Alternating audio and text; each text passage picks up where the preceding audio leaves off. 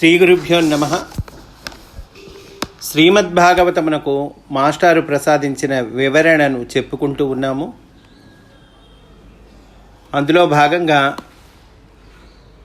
ఉద్ధవుడు విదురునకు శ్రీకృష్ణ తత్వాన్ని తెలియచేస్తూ ఉన్నాడు. శ్రీకృష్ణుని కరుణచే లభించిన జ్ఞానము కనుకనే దాని వలన నాకు పరతత్వము తెలిసినది. అట్టి జ్ఞానముతో వాని పాదములంటి నమస్కరించి తిని ఉద్ధవుడు చెప్తూ ఉన్నాడండి. అతడిచ్చిన జ్ఞానము వలననే నేను కృష్ణుని పాదపద్మముల ఎడబాటును సహించి ఆ ఎడబాటు వలన కలిగిన దుఃఖము తరింపగలిగి కల్పాంతం వరకు సృష్టి యందు వ్యవహరింపగలిగి తిని. అట్టి కర్తవ్యము కూడా ఈ బ్రహ్మజ్ఞానము వలననే నాకు తప్పనిసరి అయినది.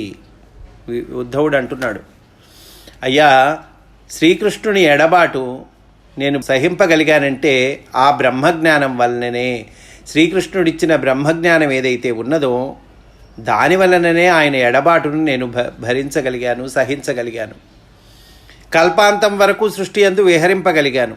అట్టి కర్తవ్యము కూడా ఈ బ్రహ్మజ్ఞానం వలననే నాకు తప్పనిసరి అయినది అంటున్నారు.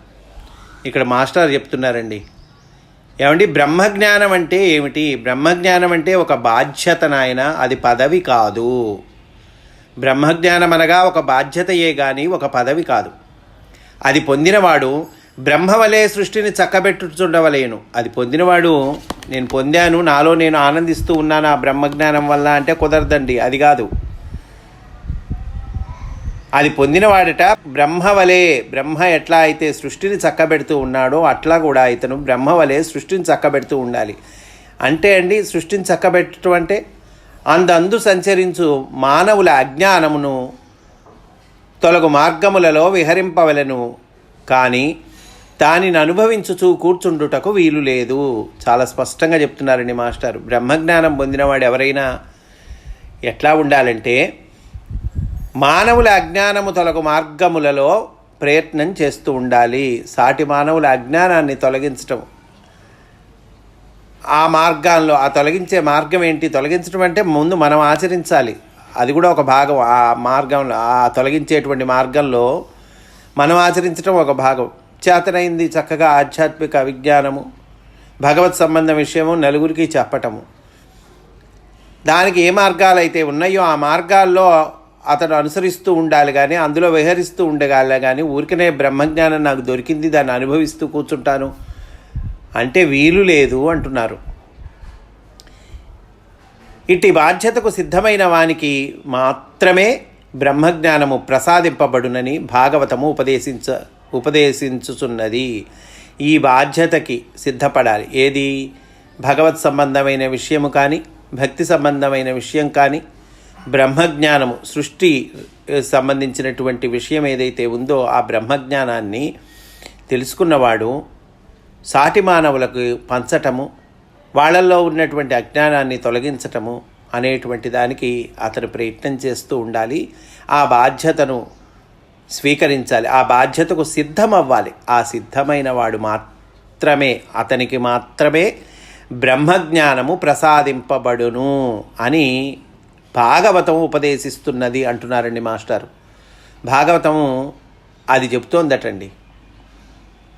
ఇట్లు తిరుగుచున్న నేను, ఉద్ధవుడు అంటూ ఉన్నాడు, అయ్యా, ఇట్లా తిరుగుచున్న నేను శ్రీకృష్ణుని చరణ సన్నిధిని ఎడబాసి నరనారాయణులు తపస్సు చేసిన పుణ్యాశ్రమమైన బదరికాశ్రమమును చేరుకొనుట ఆయన ఆజ్ఞ వలననే. ఎవరాజ్ఞ? శ్రీకృష్ణుడు ఆజ్ఞే. ఆయన ఆజ్ఞ వలననే నేను ఆయన చరణ సన్నిధిని ఎడబాసి బదరికాశ్రమం చేరుకున్నాను. ఏమంటే ఎటువంటిదా బదరికాశ్రమం? సామాన్యమైనటువంటిదా? నరనారాయణులు తపస్సు చేసినటువంటిది. అందున్న నానావిధ వృక్షములతో కూడిన వనవాటికలను దర్శించుచు ఇట్లు విహరించుచున్నాను అని ఉద్ధవుడు పలుకగా విదురుడు యాదవ నాశము, శ్రీకృష్ణ నిర్యాణము విని ఉలిక్కిపడి దుఃఖముతో తల్లడిల్లిపోయెను. పాపం చాలా దుఃఖించటండి. దుఃఖముతో తల్లడిల్లిపోయెను అంటున్నారు విదురుడు. తెలియదు కదండి పాపం, ఆయన అరణ్యాలకు వెళ్ళాడు. ఆ లోపే ఈ కథ అంతా జరిగింది. ఎట్టకేలకు యోగ విద్యా బలమున దుఃఖ సముద్రమును తరించి మరలా ఓదార్పు చెందెను. యోగ విద్యా బలమున, యోగ విద్య ఆ బలం చేత దుఃఖ సముద్రం నుంచి తరించేటండి. సామాన్యంగా ఊరికినే తరించగలమా మనం? నాలాంటి వాడు ధరించగలడా? ఆయనకి యోగ విద్యా బలం ఉన్నది. ఆ యోగ విద్యా బలము చేత దుఃఖ సముద్రమును తరించి మరలా ఓదార్పు చెందెను. ఇట్లు విదురుడు తన వివేకమున దుఃఖమును దమించి ఉద్ధవునితో ఇట్లనెను.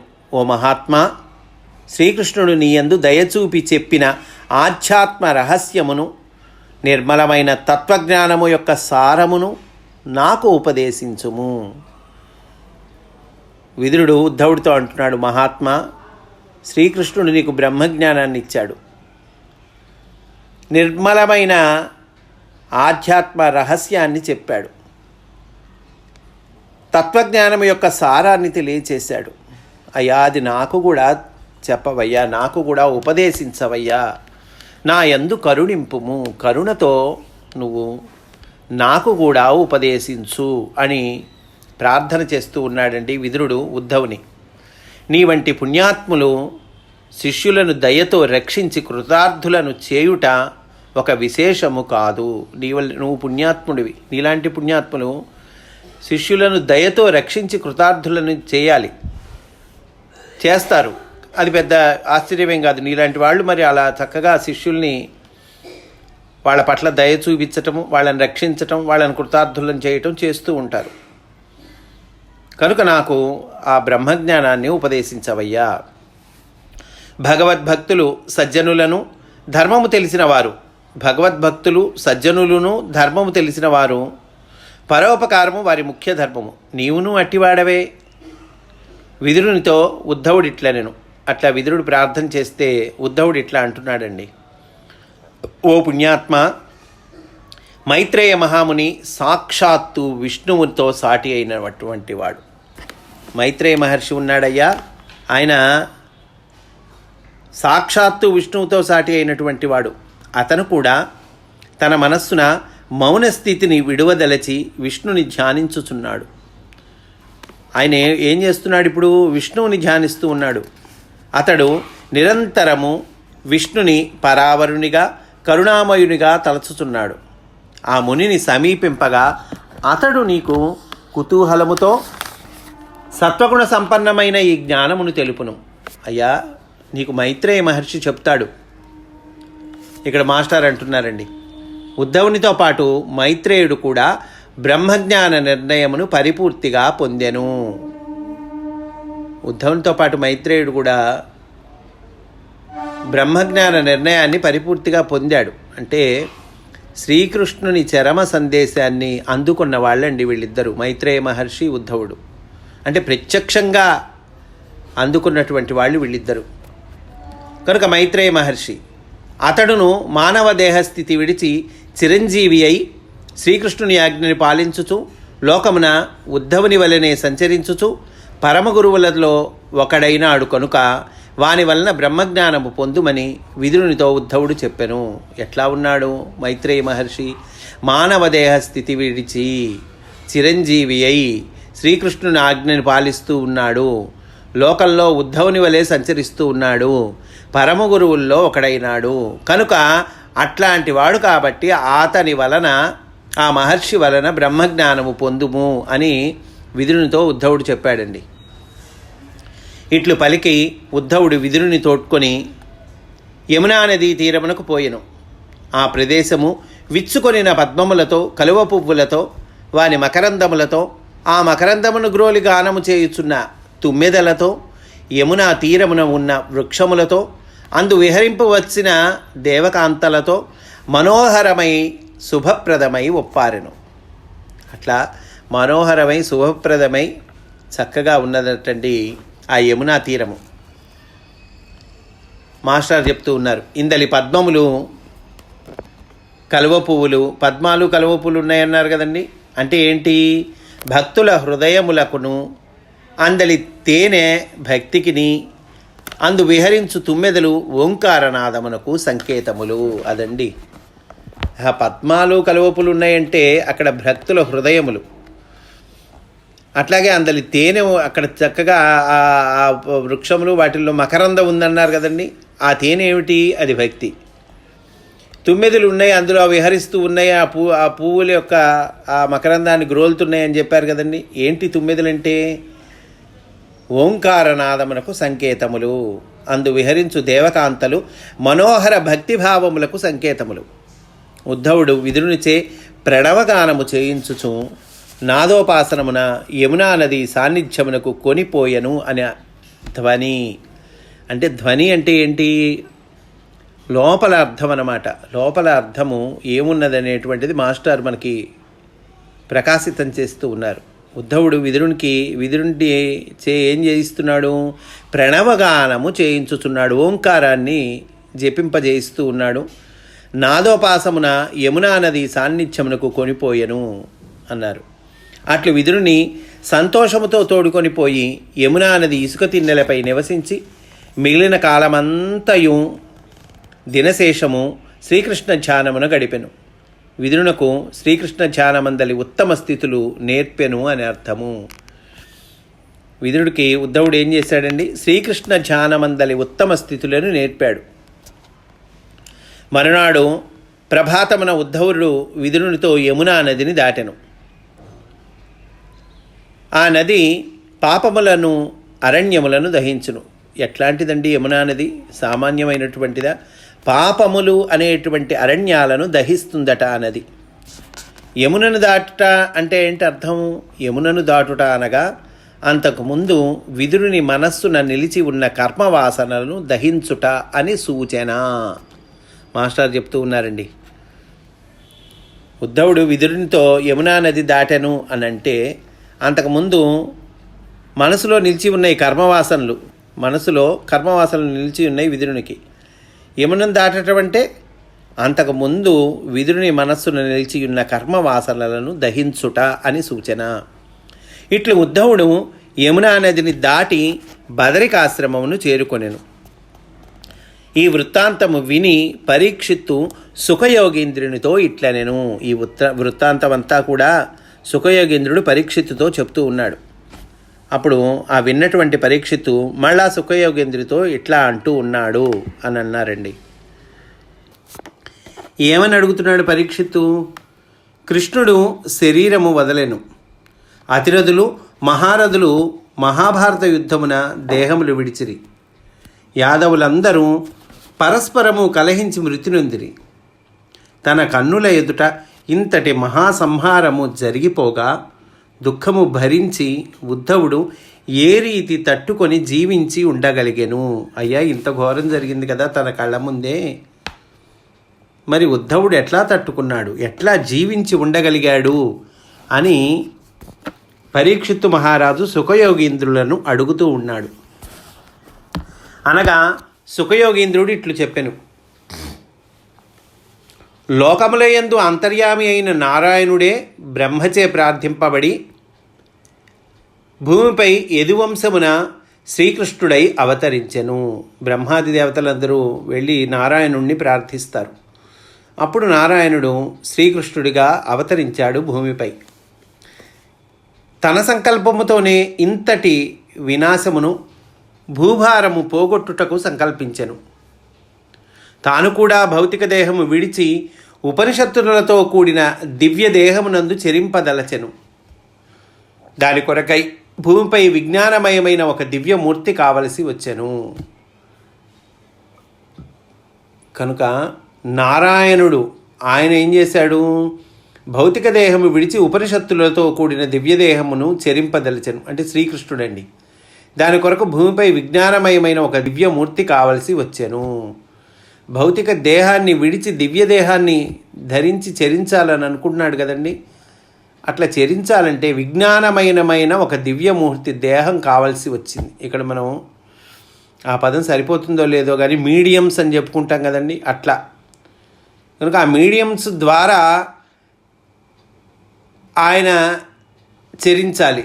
కనుక దానికి ఒక దివ్యమూర్తి కావాలి. దాని కొరకై ఉద్ధవుని శ్రీకృష్ణుడు స్వీకరించి అతని దివ్యదేహమున తన తత్వమును నిలిపి రాబో భక్తజనులకు దివ్య జ్ఞానము అందజేయుటకు సంకల్పించెను. ఇదండి ఇంపార్టెంట్ పాయింట్. అందువల్ల శ్రీకృష్ణుడు ఉద్ధవుడిని ఎంచుకున్నాడు. విజ్ఞానమయమైన ఒక దివ్యమూర్తి కావలసి వచ్చెను. దాని కొరకై ఉద్ధవుని శ్రీకృష్ణుడు స్వీకరించాడు. అతని దివ్యదేహమున తన తత్వాన్ని నిలిపి, ఎందుకండి అట్లా తన తత్వాన్ని నిలపటం ఆయన దివ్యదేహంలో?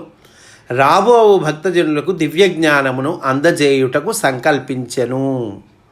రాబోయేటువంటి భక్తజనులకు ఈ దివ్య జ్ఞానాన్ని అందచేయాలి.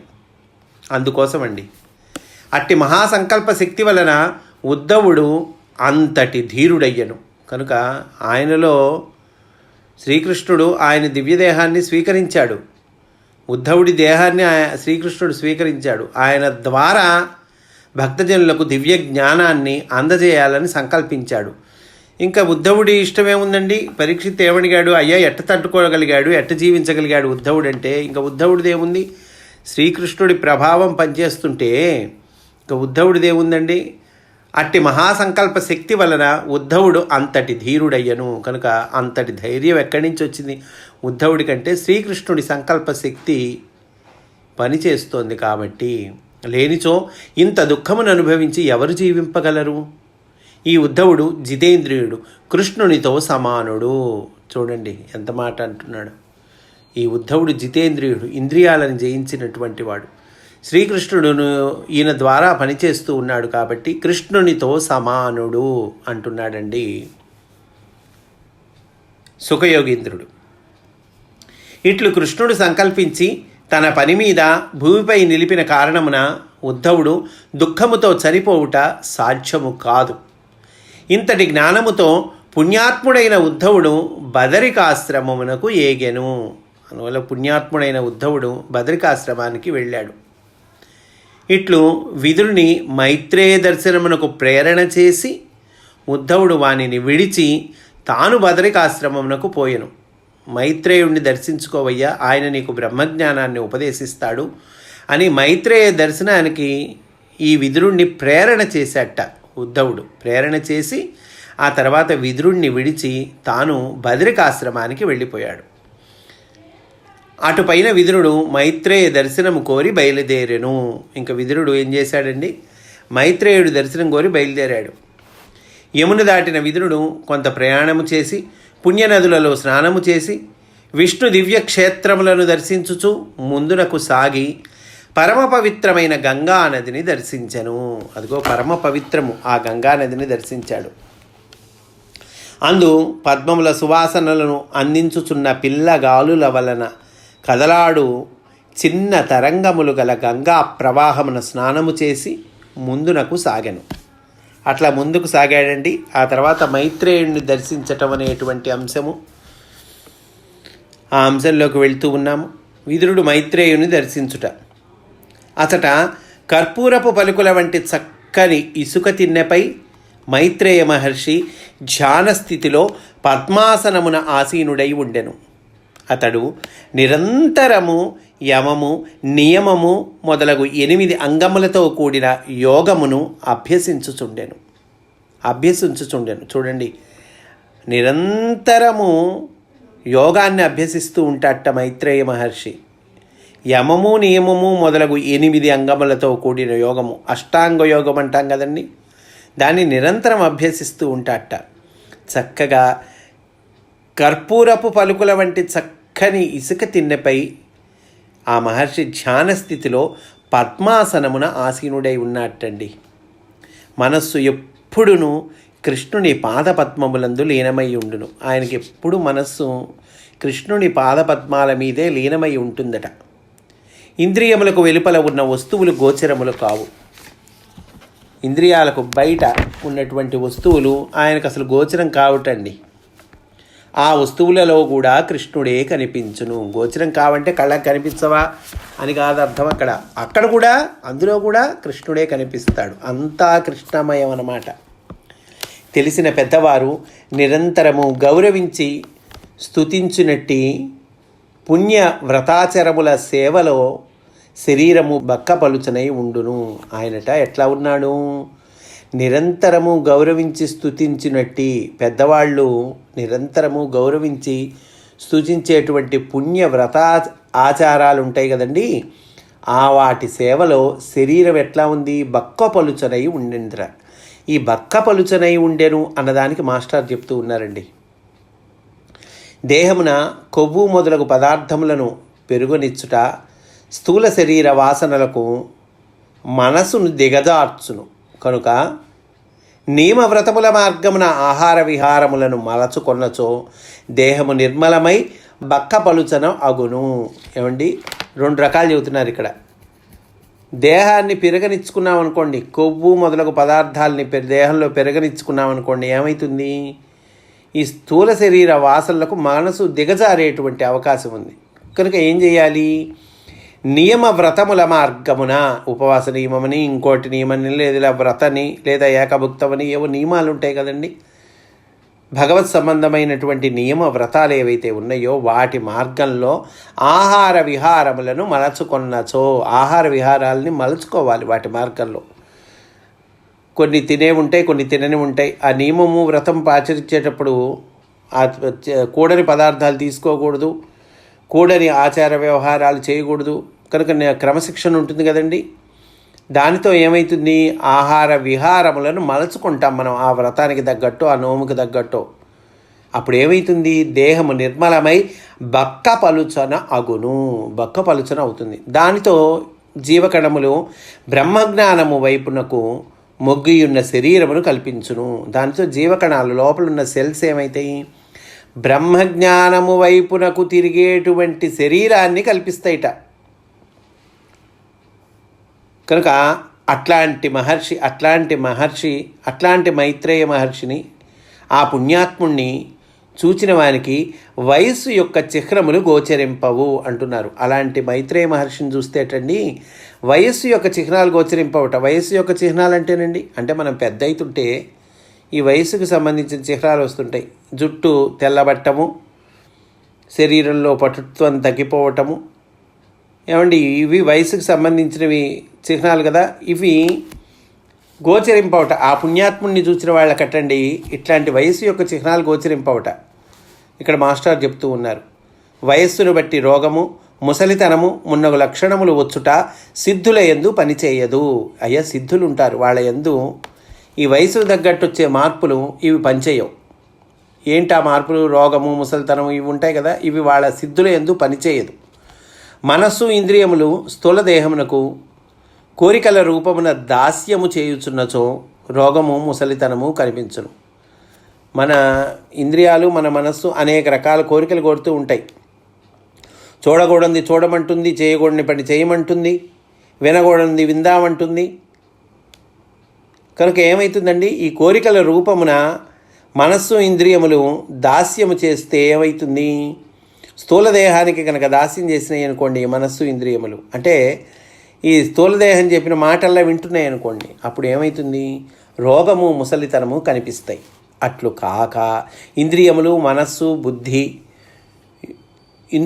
మనస్సు బుద్ధియోగమున భగవంతుని యందు వసించుట. కనుక కోరికల వైపు కాకుండా భగవంతుడి యందు వసించినాయి అనుకోండి, అట్లా అభ్యాసం అయిందనుకోండి, అట్లా అభ్యాసమైనచో అంటే ప్రాక్టీస్ అయినచో దేహము కూడా వానిని అనుసరించి జీవింపవలసి వచ్చును. అప్పుడు రోగము, వయస్సు పనిచేయవు. కనుక భగవంతుని యందు వసించాలి. ఇంద్రియములు, మనస్సు, బుద్ధి ఇవన్నీ భగవంతుడి వైపు తిరగాలి. అప్పుడు రోగము, వయస్సు ఇవేం పనిచేయవు. ఆ ముసలితనపు ఛాయలు కనిపించవు, ఆ వయస్సుకు సంబంధించిన మార్పులు కనిపించవు. అదండి. కనుక ఆ మైత్రేయుడు సంచరించిన ప్రదేశములను స్తుతింపబడును. లోకమును పవిత్రము చేయుట కొరకు మాత్రమే అతడు విహరించును. యోగులందరూ వానిని కీర్తించుచుందురు. ఉత్తమ సమూహములో అతడు భాగస్వామిగా ఉండును. తన్ను ఆశ్రయించిన వారికి అతడు విధేయుడు.